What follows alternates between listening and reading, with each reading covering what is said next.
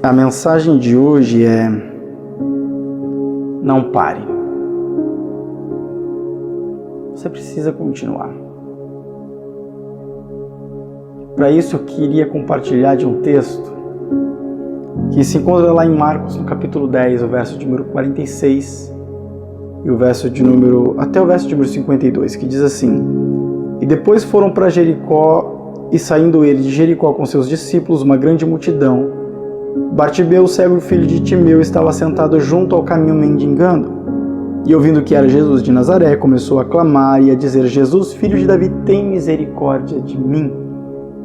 E muitos o repreendiam para que se calasse, mas ele clamava cada vez mais: Filho de Davi, tem misericórdia de mim.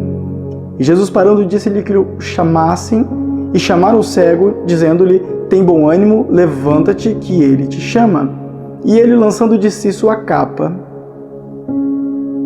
levantou-se e foi ter com Jesus. E Jesus, falando, disse-lhe: Que queres que eu te faça? E o cego lhe disse: Mestre, que eu tenha vista. E Jesus lhe disse: Vai, a tua fé te salvou. Ou veja, tua fé te salvou, dependendo da tradução. Bom, que nós vemos aqui a história do cego de Jericó, ou cego Bartimeu, como muitos conhecem.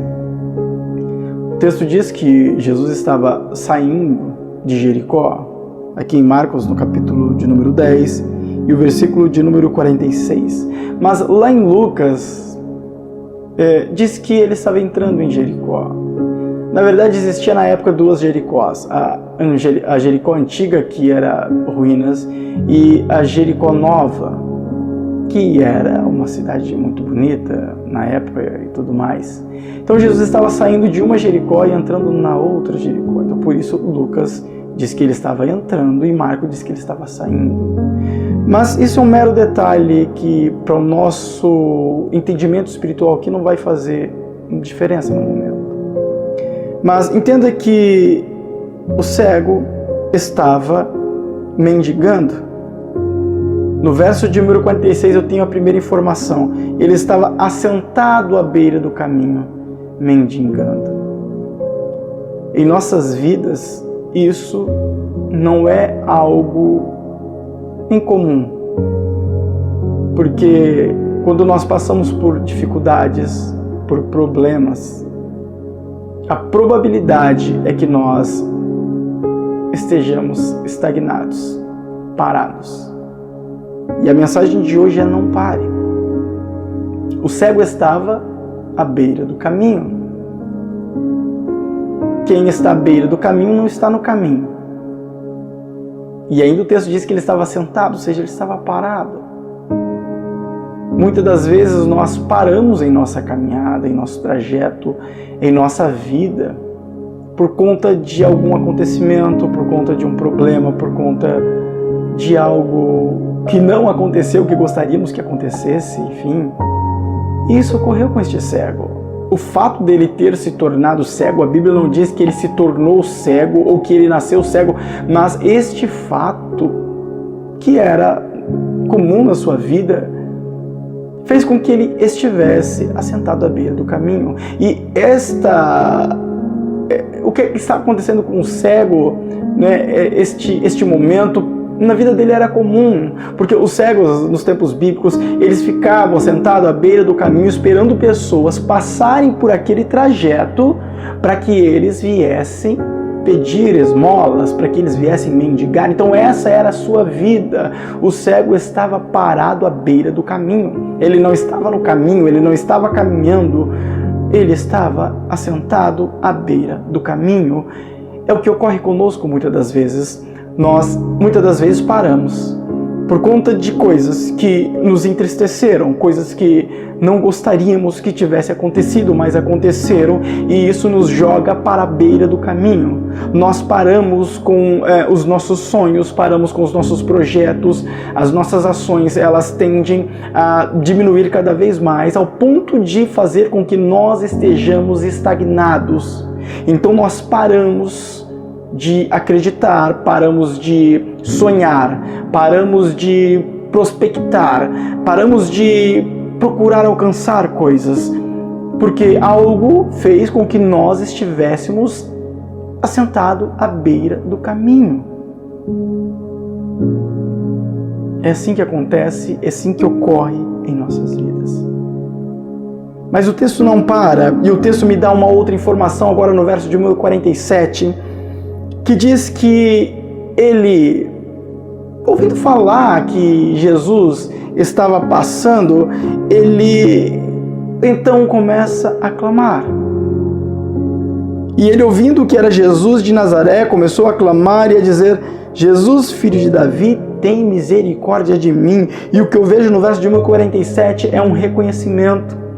Porque quando o cego ele clama, Jesus, filho de Davi, ele está reconhecendo Jesus como o Messias prometido lá no Antigo Testamento. Nós sabemos que o livro de Mateus, ele foi escrito para os judeus. Por isso, Mateus ele inicia o seu livro com uma genealogia, porque ele queria provar para os judeus que Jesus de fato é o Messias prometido. Enquanto o livro de Marcos foi escrito para os romanos, o livro de Lucas foi escrito para os gregos e João para a igreja, Mateus foi escrito para os judeus. Então ele queria provar que Jesus era o filho de Davi. E aqui o cego Bartimeu, ele reconhece que Jesus ele era da linhagem, da descendência de Davi e que ele era o Messias prometido. Aqui nós vemos um reconhecimento. E é isso que nós precisamos fazer. Às vezes estamos jogados à beira do caminho, mas não significa que nós não possamos reconhecer a Jesus como o nosso Salvador, como o nosso ajudador, como o Deus Criador de todas as coisas, porque a Bíblia diz que tudo foi feito por intermédio dele e que sem ele nada do que foi feito se faria. Porque dele, para ele, é todas as coisas. Dele, por ele, para ele, é tudo. Você é dele, eu sou dele, ele criou você. Então ele te conhece, ele conhece a sua alma, o seu coração, ele conhece os seus sofrimentos, ele entende. Porque ele é Deus, ele sabe de todas as coisas. Nada está oculto diante de seus olhos. A Bíblia nos diz, livro do Apocalipse, que ele tem olhos como chamas de fogo. Ele enxerga tudo. Quando Samuel esteve diante dos filhos de Jessé, ele achou que um deles seria o rei, e na verdade o rei ainda não tinha se apresentado, que era Davi. Deus falou para Samuel: olha, eu não sou como o homem que olha para a aparência, para o que está diante dos seus olhos, mas eu olho para o coração. Deus ele enxerga o seu coração, ele esquadrinha o seu coração. Os seus sentimentos são notórios diante dele. Ele não se esquece de você em nenhum momento. Então, se você clamar a ele, se você colocar diante dele as suas dificuldades, os seus problemas, as suas necessidades, o Senhor Deus é aquele que te ouve e que te atende. Mas para isso você precisa reconhecê-lo como Deus Salvador, como Deus que te ama de fato e que morreu por você na cruz do Calvário. Foi isso que o cego fez, ele reconheceu a Jesus como o Messias prometido, aquele que seria dado para e pelo povo. Maldito todo aquele que for pendurado no madeiro.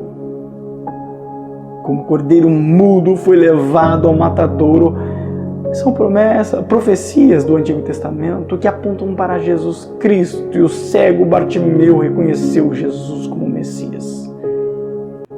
Mas o verso de número 48 ainda nos dá um outro detalhe importantíssimo. Porque no verso de número 48 vai dizer que as pessoas repreendiam o cego para que ele se calasse. Eles tentaram calar o cego dizendo: fica quieto, não clame, não fale alto. Tipo, Jesus está no meio da multidão, ele não vai te ouvir, ele já está indo, acabou. Mas o cego continuou clamando cada vez mais: Jesus, filho de Davi, tem misericórdia de mim. Eu não sei se você sabia, mas Jesus nunca mais passaria por este caminho. Ele nunca mais faria este trajeto. Porque Jesus estava indo para Jerusalém, 25 quilômetros mais ou menos. Seria logo a Páscoa e logo ele seria crucificado. Então ele nunca mais passaria por este caminho. Ou seja, o cego de Jericó, o cego Bartimeu, ele tinha uma única oportunidade, e era essa a última oportunidade de ver Jesus com os seus próprios olhos. e de receber o milagre dele, né? E ele começa a clamar. Jesus está passando, Jesus não está ouvindo, mas ele começa a clamar mais alto, as pessoas começam a repreendê-lo, mas ele continua clamando, e eu percebo aqui no verso de número 48 a persistência do cego. O que às vezes falta para você, persistência. Porque o problema nos joga no chão, ele nos faz com que nós estejamos assentados à beira do caminho, sem ação, sem força para recomeçar e dar continuidade. Mas o cego Bartimeu, ele persistiu. Porque essa, na sua mentalidade, poderia ser a última oportunidade. Ele não sabia disso, mas poderia ser a sua única e última oportunidade. Ele não sabia disso. Jesus seria crucificado ali em poucos dias, ele não sabia de nada disso. Mas o que de fato era.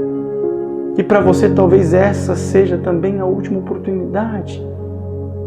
Então se renda aos pés do Senhor Jesus hoje. Clame a Ele hoje. Busque ao Senhor. Buscar-me-eis e me achareis quando vós me buscardes de todo o vosso coração. O Senhor não vai se esconder de você para que você não consiga encontrá-lo. Isso não vai ocorrer.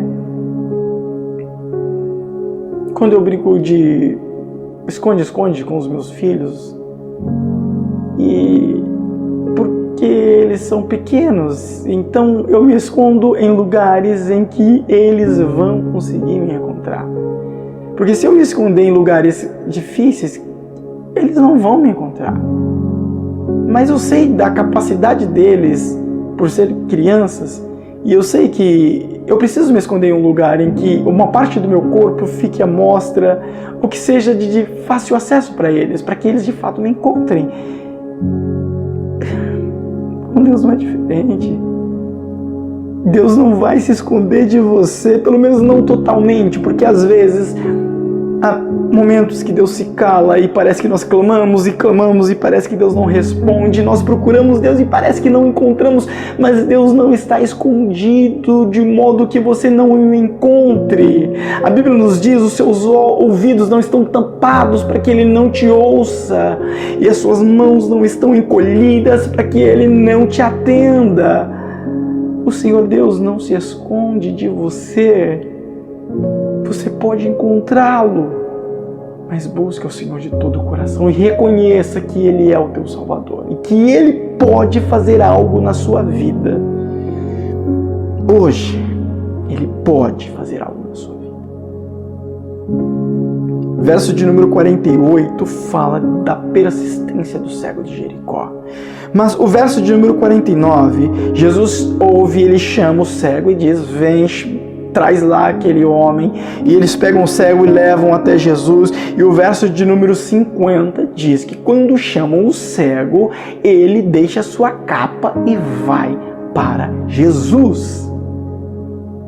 Eu não sei o que você tem que deixar para você ir para Jesus, ou para você vir para Jesus.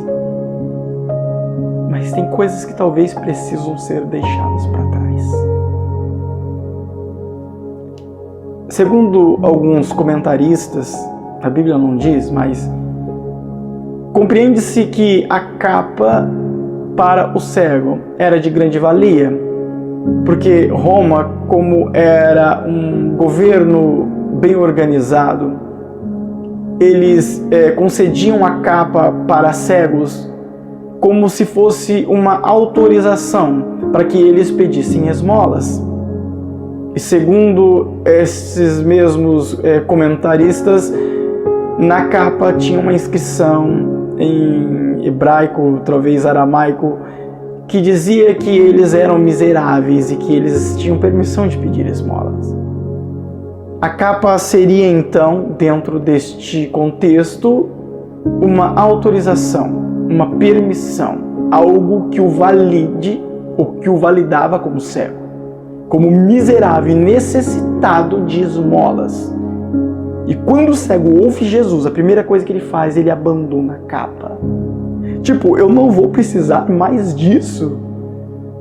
Eu não serei mais cego. Eu não vou precisar mais pedir esmolas. Eu não precisarei mais de uma permissão, porque eu não atuarei mais como cego. Então eu vou abandonar a minha capa. Ele deixa a sua capa e vai para Jesus. Qual é a capa que nós precisamos abandonar? Qual é a capa que você precisa abandonar para ir para Jesus? Quem sabe a capa da arrogância? Quem sabe a capa da infidelidade? Quem sabe a capa da mágoa? A capa da falta de fé? Qual é a capa que você precisa abandonar? Olha para si, faz um autoexame, procure em você. O Senhor, Ele vai te mostrar. A capa que precisa ser abandonada. Não vai para Jesus com bagagens. Não. Deixa tudo para trás. Porque o que o Senhor Deus Ele concede a você é um jugo suave, um fardo leve. Você não precisa de bagagens para ir para Jesus.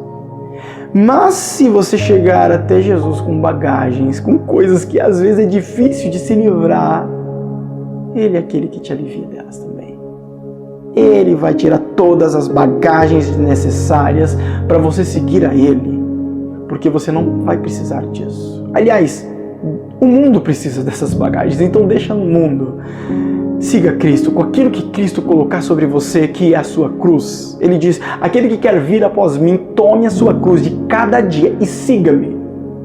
Jesus não te ensinou e não nos ensinou a levar coisas que já estão conosco, que vêm do nosso eu, do nosso homem velho. Jesus, Ele nos ensina a tomar uma cruz que é Ele que nos concede. Existe um peso para ser levado? Sim, de fato. Mas Jesus nos ajuda e Ele leva conosco. Ele nos ajuda. Então, deixe a sua capa. Abandone tudo isso que te faz ficar assentado à beira do caminho. Abandona tudo isso que te faz ficar magoado, entristecido, esmorecido, aborrecido, angustiado, depressivo, ansioso, estressado. Tudo isso que machuca o seu coração, deixa de lado, deixa para trás. Busque a Cristo. E se você chegar nele com algum resquício de capa, algum resquício de bagagem, Ele vai te livrar e te aliviar de tudo isso, e você vai seguir o caminho de Cristo, e com Cristo como uma nova criatura. E esse é o poder do Evangelho. Romanos 8:1. Nenhuma condenação há para os que estão em Cristo Jesus, que não andam segundo a carne, mas segundo o Espírito. É isso que Jesus quer para você e para mim. E o verso de número 49, aliás, o verso de número 50, vai dizer então que o cego Bartimeu, ele abandona sua capa e vai até Jesus. E o verso de número 50 e 52, aliás, 51 e 52, nós finalizamos com algo maravilhoso. E Jesus falando, disse-lhe: que queres que te faça? E o cego lhe disse: mestre, que eu tenha vista. E Jesus disse: então você vai ver. Veja, a tua fé te salvou. É a fé que faz a diferença. Jesus estava com uma multidão ali. Diziam para o cego: não clame, uma multidão está ali, ele nem vai te ouvir. Daquela multidão, quantos receberam milagres? Os evangelhos não dizem, porque aparentemente grandes milagres não ocorreram ali. Mas por que a multidão não conseguiu o milagre e o cego que estava sentado à beira do caminho, longe de Jesus, conseguiu? Por causa da fé. Não importa aonde você esteja. Talvez você esteja no fundo do poço. Talvez você esteja, talvez não à beira do abismo, mas já esteja lá no abismo. Talvez você já está no buraco, já está na cova. Jesus te tira de lá. Certa feita, José estava em uma cova, estava em um poço, uma cisterna. Deus o tirou de lá. E Deus pode fazer isso também na sua vida. Então eu quero te convidar neste momento a fazer uma oração comigo. Se você ainda não aceitou Jesus como o seu único e suficiente Salvador, este é o momento. Aceite a Jesus Cristo. E você vai ver uma mudança extraordinária na sua vida. Não existe nada neste mundo que seja melhor do que Jesus. Nada, absolutamente nada. Mas vale um dia nos átrios do Senhor do que 1000 em qualquer outra parte. Estar na presença de Deus é algo maravilhoso. Então não troque Jesus pelo mundo, faz o contrário. Troque o mundo por Jesus. Abandone tudo e queira Cristo. Você vai fazer a maior e melhor escolha da sua vida. Aceite Jesus como seu único e suficiente Salvador hoje. E eu prometo para você que Jesus ele vai fazer algo extraordinário. Lutas e problemas existirão de fato, mas você vai ter Ele para te ajudar. E no final de tudo, um reino celestial preparado todinho para você. É maravilhoso isso. Faz cerca de 20 anos que eu prego a palavra de Deus. Eu sou evangelista na obra do Senhor. Tenho bacharelado em teologia e mestrado em escatologia e eu juro para você, eu nunca preguei sobre esta mensagem. Nunca preguei neste tema.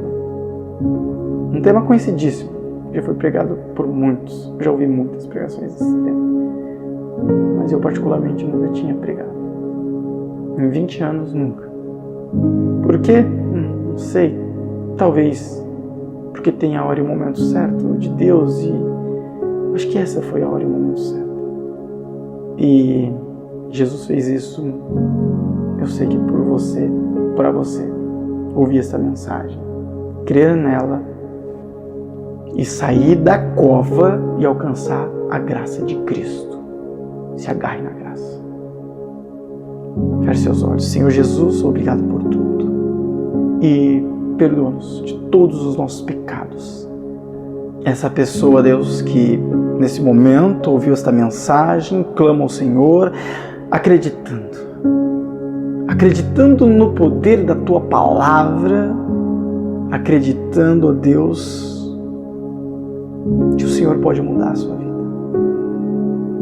Senhor, essa pessoa que te aceita, recebe, Deus. Muda essa vida, transforma, estrutura na Tua presença. Essa pessoa que clama ao Senhor por um milagre, por um livramento, por uma obra, por algo. Deus, o Senhor é forte, poderoso para fazer, Pai. Eu sei disso. Por favor, Deus, tenha misericórdia dessa alma. Trabalha neste coração, Senhor. Ajuda, Deus, para que essa pessoa alcance aquilo que tem clamado e colocado diante de Ti. Por favor, Deus, tenha misericórdia, não deixa que os laços de morte a trague e a leve, Deus, não. Dê a salvação, tenha misericórdia, Senhor, cuida dessa alma, cuida dessa vida, transforma, Deus, faz o milagre, por favor, faz o milagre, Deus, por favor, faz o milagre, Jesus, por favor. Que Deus te abençoe grandemente. E creia. Espere, tenha paciência e confia no Senhor. Ele vai conceder aquilo que você clama, que você pede, que você coloca diante dele. Ele vai fazer um milagre, ele vai. Deus te abençoe grandemente. Fica na paz.